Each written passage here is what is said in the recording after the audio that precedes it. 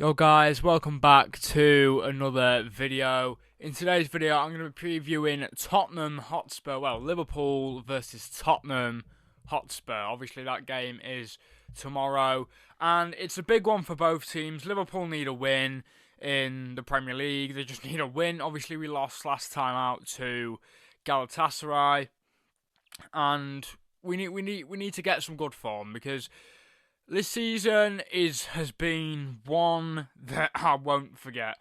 It's been very, very up and down. At times it's been alright, then at times it's been, when's the match over?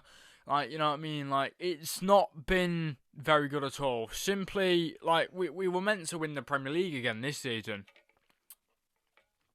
We were meant to win number 21, that never happened. And you know we broke the British transfer record twice this just gone summer, and we're sixth. Like, how's that work out? But we are still fighting for Champions League football. Obviously, Chelsea just a couple of weeks ago now. Well, it's last week, wasn't it? No, the week before that. So a couple of weeks ago, they beat Villa 4-1, which I just wasn't expecting, to be completely honest with you. I wasn't expecting that, so we're going to have to catch up with Chelsea. I thought we'd got it, you know. I thought we had got our top 4 place, and I thought we were going to keep on with top 4. Nope, we lost to Wolves.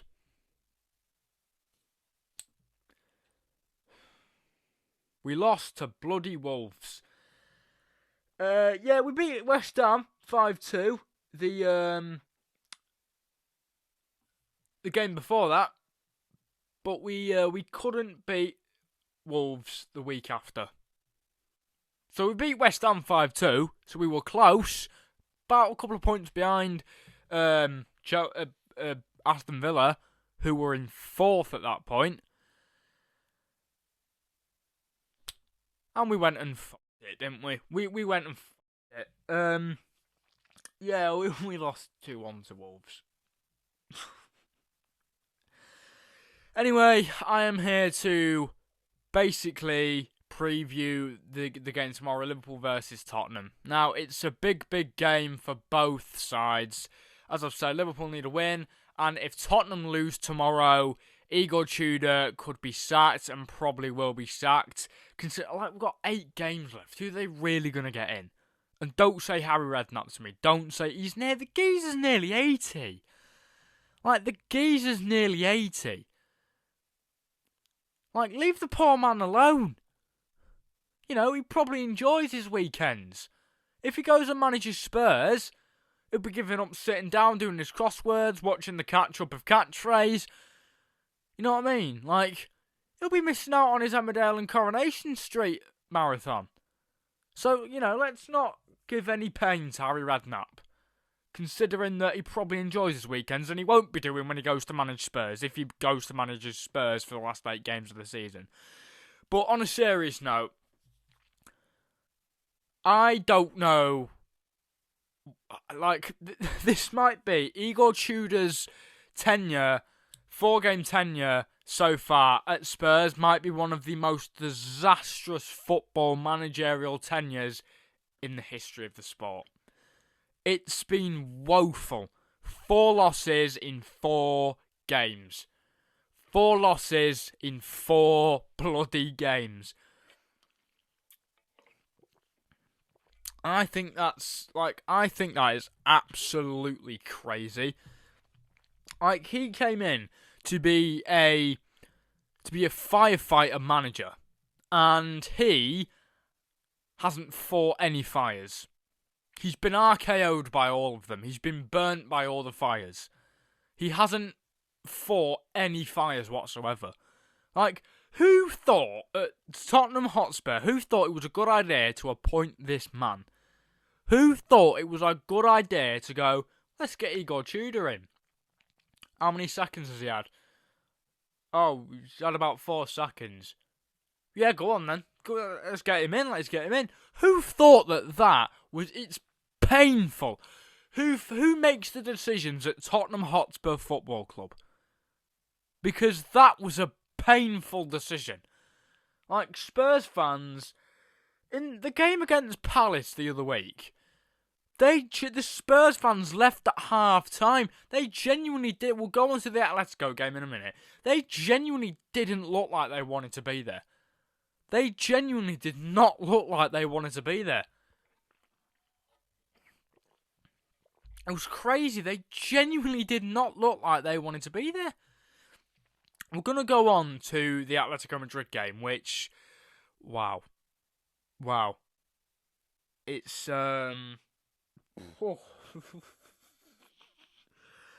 wow.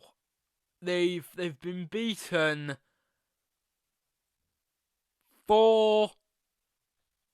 5-2 in the first leg by Atletico Madrid. Not that I say that like Atletico Madrid are a bad team, they're not. But 4-0 down. I looked at the score at one point. I wasn't watching the game. I looked at the score at one point on live score, and I was like, I had to reload the page. Like, because I was like, I had to blink for a second. Because I was like, what? Like, they were 31 minutes in, and they were 4-0 down. Like, 4-0 down. And then they obviously lost 5-2, but Anton and Kinski, man. Come on. Like, I know David De Gea put on Twitter about all goalkeepers make mistakes, this, that, and the other, and just to keep his head up. Like, I'd get that if it was Sunday League, or maybe Championship, maybe League 1 or League 2. But it's the Champions League, and he's made 3 vital errors. Like, I think it's a bit cruel to sub him off. I think it was like 17th minute. It was a bit cruel to do that by Igor Tudor, but you kind of got to do it though, haven't you? Like, you don't want to be conceding a 5th before half time, and they nearly did. Like, they nearly did. 5-2. Incredible. We are going to go on to the Liverpool game now, though. Liverpool do need a win, and hopefully it's going to be tomorrow. In the form chart is Liverpool have lost 2 in the last 5 and won 3, and Spurs, it's just 5 X's. It's 5 X's. Yeah. Spurs, it's fair to say, have been a disaster this season. Liverpool's last 5 Premier League games go as, again, I've only written the 4 games down. I don't know why. Wolves 2, Liverpool 1. Liverpool 5, West Ham 2. Nottingham Forest 0, Liverpool 1. Liverpool did not play well in that game whatsoever. We were lucky to win that. And then Sunderland 0, Liverpool 1. That's only 4 games. I forgot to write the 5th one down. And Spurs' last 5 games goes as Tottenham 1, Crystal Palace 3, Fulham 2, Tottenham 1. Tottenham 1, Arsenal 4. It's actually funny looking at this. Tottenham 1, Newcastle 2. Man United 2, Spurs 0. Oh.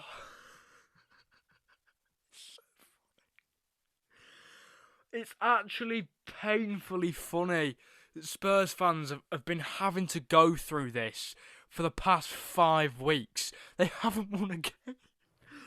They've not won a game since the turn of the year. They've not won a game in 2026. Oh dear. A Premier League game, that is. They've not won a Premier League game in 2026. They could genuinely go the end of the season without winning a game. And if they do that, they could get relegated. Spurs could get relegated. I'm going to go on to talk about Liverpool now. Liverpool, this should be a game that Liverpool win. This should be a game that Liverpool win. Now, on paper, we win this game. On the pitch, knows what happens. Because, again, on paper, we beat that Galatasaray team on Tuesday. Was it Tuesday or was it Wednesday? I think it was Wednesday, wasn't it? Yeah. No. No, my mistake, it was Tuesday. We beat that Galatasaray team on paper. We were dreadful on the pitch. Like, we were absolutely awful. Now, going into this game, we beat these lot. And if we don't, there's major questions to be asked. Like, we should beat this team, this Tottenham team, we should beat them.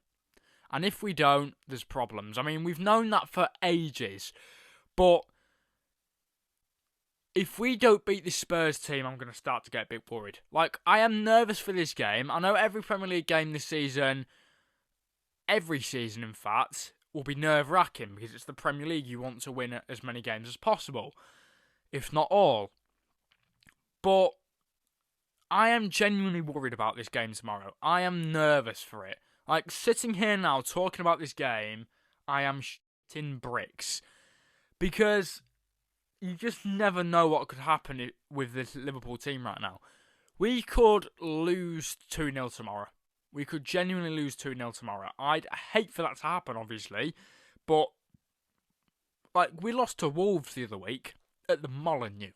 We lost to Wolves. So who knows what can happen? Who knows? But Slot has got to get his tactics right. He's got to get the team selection right. And if we do that, we should beat Spurs. Like, we've beaten them already once this season. That was obviously 2-1 just before Christmas. Can we beat them again? That is obviously the millionaire question. Sorry, the £1 million question. And hopefully we do beat them tomorrow. Hopefully we do, but we just need a bit of form. We need to win a game tomorrow. We just need to get points on the board. And at the minute, you can't really see Liverpool finishing any higher than 5th. Like, it's there for us. It's literally there for us. Other people have done the work, but we can't do our work. Other people have done the work for us, but we just can't finish it. Like, I was very, very underwhelmed by our performance against Galatasaray the other day. I was very, very underwhelmed. It was so the quality of the game was so poor. It was dreadful, absolutely dreadful quality of football. The ball was in the air more times than it was on the bloody floor.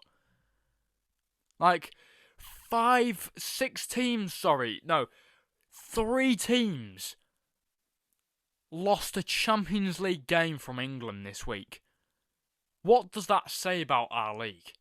Genuinely, it's become so slow and so set-piece based. But talking about Liverpool, that game, I have never been so bored watching a football game in my life. It was so poor. There was no pace. There was just nothing. There was nothing. And I'm going to go through my team selection in a moment's time. But that was poor. It was genuinely poor. And we have to win this game. We have to win this game. We really do. It's vital. Let's go through Tottenham's injury list. And this is why we should win this game. 13 players they've got unavailable. Let's go through their injury list. James Maddison, cruciate ligament injury. Lucas Bergvall, ankle injury. Rodrigo Bentancur, hamstring strain. Ben Davies, ankle injury. Conor Gallagher, unknown. Christian Romero, head injury. Dejan Kulusevski, knee injury. Destiny Udogie, hamstring strain. João Palhinha, head injury. Mohamed Kudus, thigh injury. Wilson Odobert, cruciate ligament injury, and Yves Bissouma with a muscle injury. And then you've got Mickey van der Ven, who obviously received a straight red card against Crystal Palace a couple of weeks ago, and he will not be available for this game. Yeah, that's a lot of injuries. This could be the players who they are left with for tomorrow's game. Antonin Kinski in goal, / Pedro Vicario. Then you've got Pedro Porro, Kevin Danso, Radu Dragusin, Archie Gray, Papsar, Xavi Simons, Jed Spence, Kolo Muani, Solanke, Mattis Tell.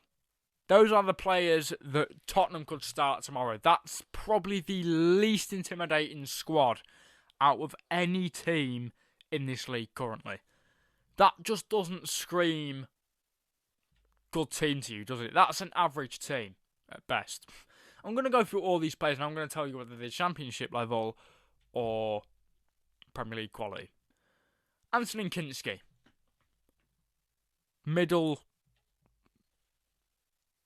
Middle ground Championship. Vicario.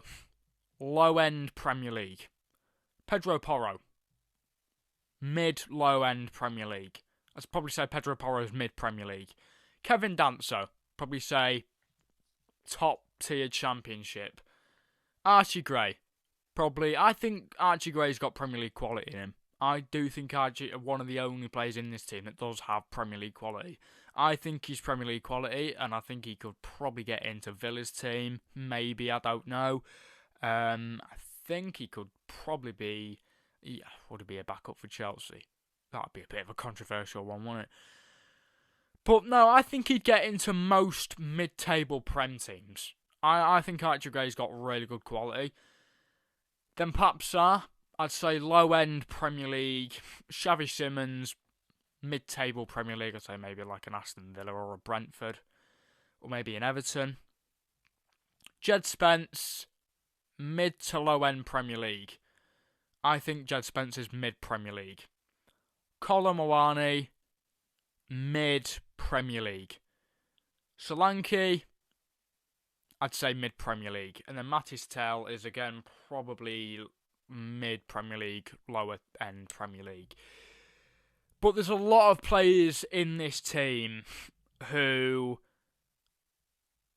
I think are probably average, very average footballers. Like Dominic Solanke, very average footballer. Matis Tel, very average footballer. Kolo Muani, very average footballer. Xavi Simons, bang average footballer. Radu Dragusin, where the do we start?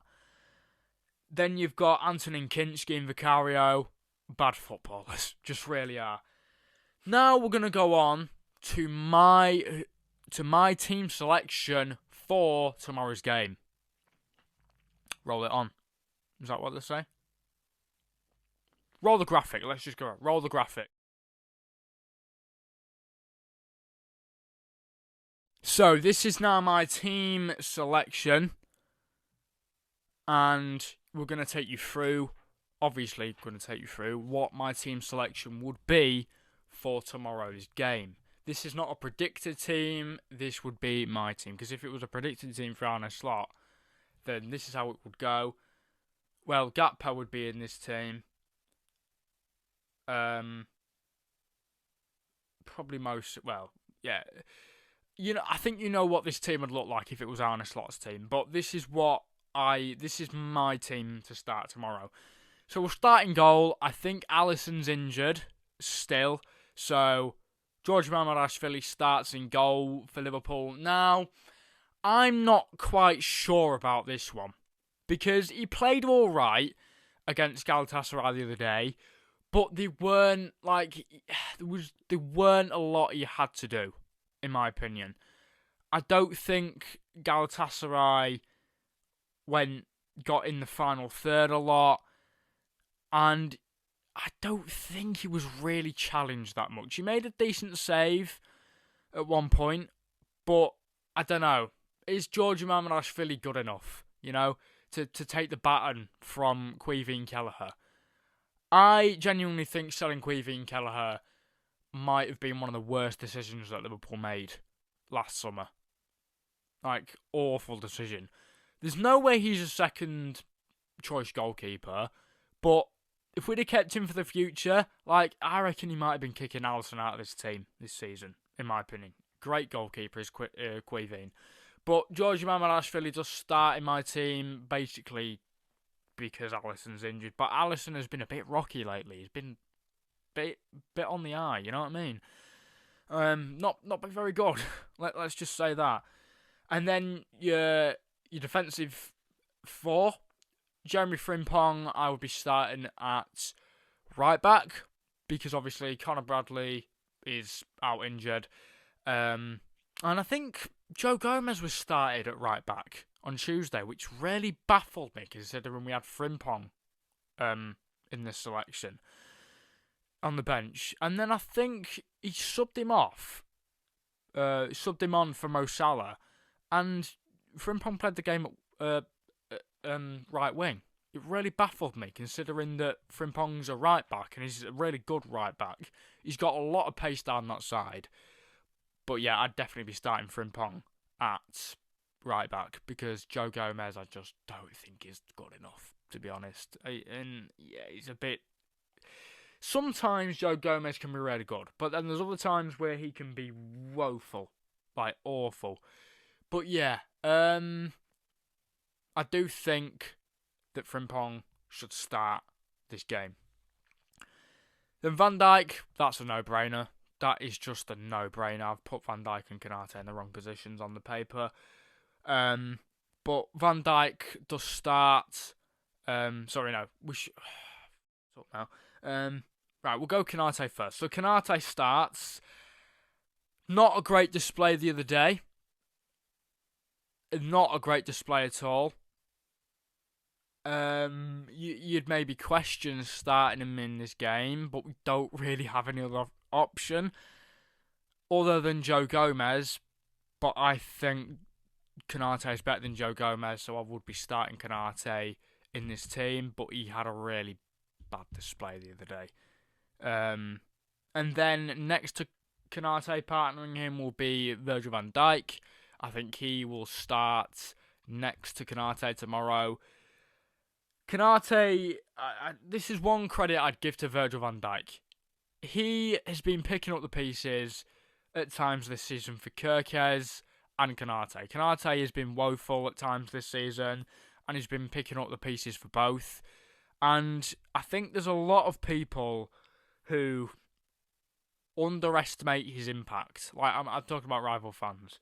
There are a lot of people that underestimate Virgil van Dijk's impact. He's a cracking defender. And just because he's getting older doesn't, he's going to decline. But I don't think he's been as bad as people have said this season. I think he's been really good at times this season. Especially in that game against Sunderland a bit back when we beat him 1-0. I think him and Konate were rocks. I mean, I went to the game. I think him and Konate were rock solid that day. So good. So yeah, Van Dijk will be my next pick at centre-back. Then at left-back, I'd be picking Robertson. I think Kerkez was a bit shaky the other day. And I think obviously Robertson's the more experienced. So I would be starting Robertson at left-back. Because we need a win tomorrow. And the defence has been a topic of focus this season. Not in a good way. So I think Robertson starts at left-back against Spurs tomorrow. Then your midfield three. Gravenberch starts on the right. Vert starts on the left. And then Szoboszlai starts in the middle. And yeah, I will put my hands up. I don't think Vert's had a great display the other day. But he's just come back from a back injury. He's not going to be pulling out Ronaldinho type performances just after coming back from a back injury and going straight back into the starting lineup. So, I don't know, maybe you start McAllister there and bring Verts on in the second half, depending on how the game goes. But, nah, McAllister was dreadful again on Tuesday. I would be starting Verts in that position. And then, I think Slot started Verts on the wing the other day, the left wing. That's not his preferred position. His preferred position is being in the midfield. That's where he's meant to be. And then in the middle, I would start Dominic Szoboszlai because it's Dominic Szoboszlai. Whether he has a good performance or not, I think he always has a good impact on the game. And I think he's the engine. He's the engine room, to be honest. I think he controls. I think it's him and Verts that work together to control that midfield. But yeah, Szoboszlai I'd definitely be starting tomorrow because, people have been talking about maybe Curtis Jones starting over Wirtz. I don't think Curtis Jones does start over Wirtz. I think Wirtz starts in that midfield with Dominic Szoboszlai. I think Dominic Szoboszlai has been one of our best players this season. He's obviously just won Player of the Month as well. Liverpool Player of the Month. There hasn't been a lot of choice really, has there? But yeah. Then your front three, obviously, let's just get this one out of the way, Mo Salah. I don't think he was great the other day, but whenever he's playing, something happens. Something happens. Something good happens. And that is why Mo Salah consistently keeps playing. Chiesa, he's obviously injured at the minute. I don't think he's good enough. Like, I would hate to say goodbye to him this summer, but I think that is the best, because I just don't think Chiesa's good enough, to be honest. I think he has too many injuries. It's a mixture of that, and he hasn't played enough. He has not played enough. He's not had enough run-outs, so we don't have enough to go on, really, to start him in a game. And when he has started, I've watched it, and he offers little. So I think Salah does start in this game. And then, obviously, in the middle, up front, will be Ekitike. He wasn't at his best the other day. Were any of them, though, really? Were any of our players at their best the other day? They weren't. Ekitike missed a fine opportunity at the closing stages of the game. He could have, drawn us level. So, I think Ekitike does start in this game. I've got a feeling he might get a goal tomorrow.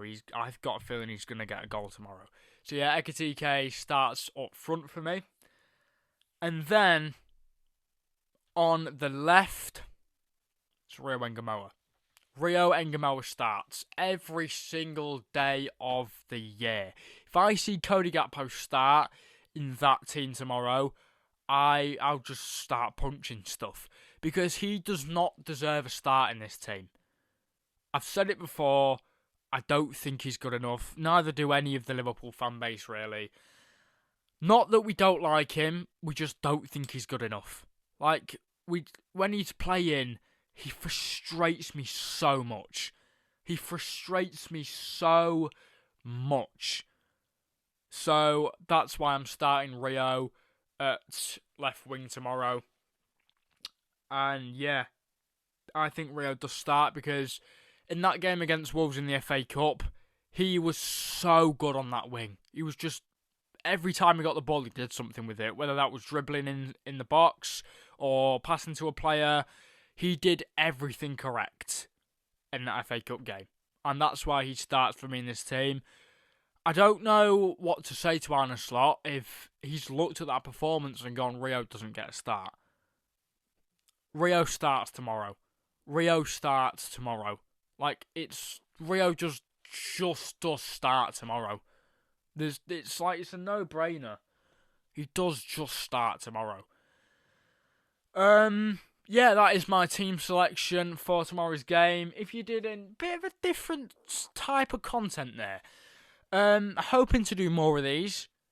I hope you like the graphic as well to the side of me. I don't know which side it'll be. I'm pretty sure it's probably going to be this side. But yeah, if you enjoyed that video, you know what to do, which means like, subscribe, turn your post notifications on, and I will see you lovely lot in the next one. Please take care of your beautiful selves, and as always, peace out.